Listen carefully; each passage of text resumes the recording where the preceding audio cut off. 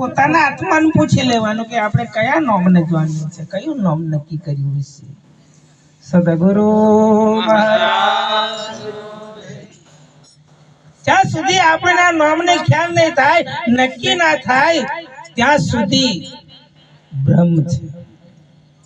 શું છે? ભ્રમ બે પ્રકારના હોય, સાચો ને ખોટો.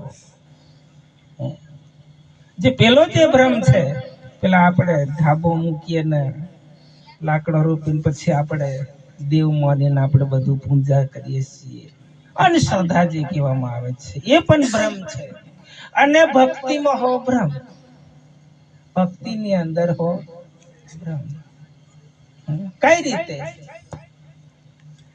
તો પરમાત્મા ભગવાન કૃષ્ણ એવું કહેવામાં આવ્યું છે, એમને ગીતાની અંદર ચોખ્ખું સ્પષ્ટ એમના શબ્દમાં એમના મોઢે બોલાયેલા શબ્દો કે હે અર્જુન, આ સૃષ્ટિ ઉપર, આ પૃથ્વી ઉપર મારા સિવાય હોયની અણી મૂકવાની ખાલી જગ્યા નથી, એવો એમના મોઢે બોલાયો છે.